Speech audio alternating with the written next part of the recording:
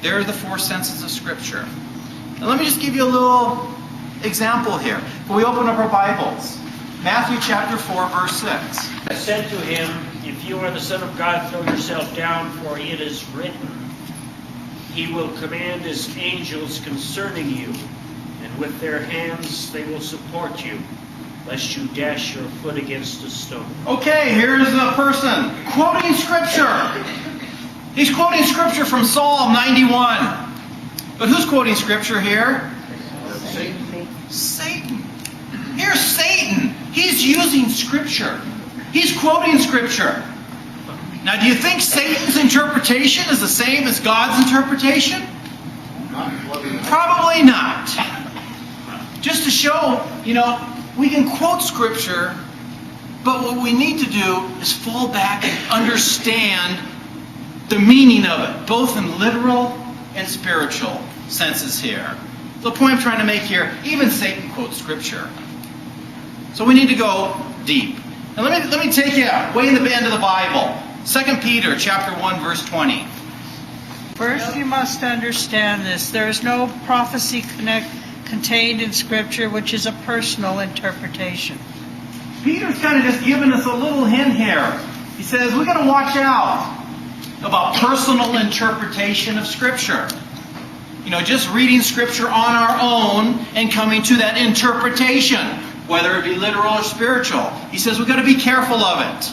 And let's just go back a couple of verses. 2 Peter chapter 3, verse 16.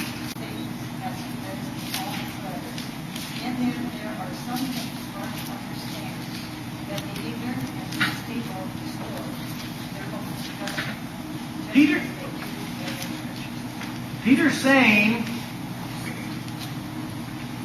that some things are hard to understand when it comes to interpreting the Scriptures on our own. Okay? I just wanted to throw those out. So here we're seeing these are the levels, the different senses of interpretation, but Scripture tells us we've got to be on guard about doing this all by ourselves to come into interpretation. So going back to what we started with here, it's important that we get the literal and spiritual interpretations here, but how do we do that? Here Peter says we've got to watch out when we do it individually. So how should we read Scripture and come to that interpretation to get the correct interpretation among, what did you say, 28,420 or something like that? Different interpretations. How can we do that? In context to tradition and the magisterium. We've got to take them into consideration in our interpretation of Scripture, because they are authoritative sources that we need to fall back to get the correct interpretation of Scriptures. So it's not us individually, all by ourselves, to come up with this on our own. Yes, we can do that, and we can do the research.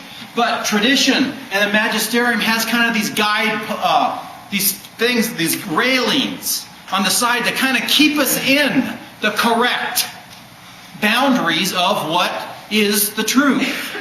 Okay? Let me just give you a little example here. If I were to ask you right now, I go out there and look on the street, and I say, there's a good-looking Mustang. What would I mean? There's a car, beautiful Mustang going down Bristol Avenue. But if I said this in 1950, what would I meant? There's a horse. The same words. Do you see how time, culture affects interpretation? That's why it's so important. Well, the translators have a terrible job. It's a toughie. They don't all agree. I'm just trying to show you, this is not an easy thing. So a lot of times we see a word on the page here, we can automatically assume that that's it. We're reading that in our 2008 culture. Back then in 50 AD, it might have meant something different. So that's what I'm trying to throw out to you here. We've got to take that in consideration. Okay? I hope this answers Ed's question. This is probably the last time he's ever going to ask a question. I got a little sidetracked on it. I couldn't help it. It was just what I'm studying now. So a little deeper about senses. Vic, can I say one thing? Go for it.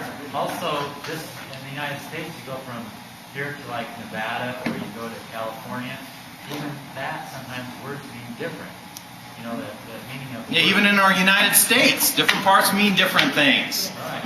Remember, literal, what did the author intend to say? Not what we think he should have said, and that's a tough one sometimes.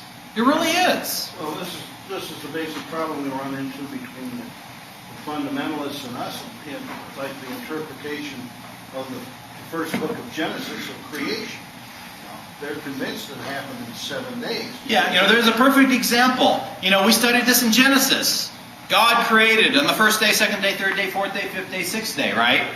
So Scripture says He created it in 6 days, so therefore God created the earth in 6 days. That's the fundamentalist way of looking at it. Well, let me ask this question, if I may. And what we are studying right now in Genesis about David, and he's going to fight the Philistine, right? That's a little bit further. Well, Yeah. Actually, it's a Moses. chapter, just a few paragraphs before that, they were questioning his ability to do this, and he said, well, I have fought and killed bears and lions, right? We read it? There weren't any lions there where he was, right? Maybe. See, that's what you have to look into. And I'm trying to get a literal interpretation of Scripture can get really tough at times. It takes a lot of work. We just can't just read a word and just assume that we know what it means. It takes some work. So that's the point of this. So.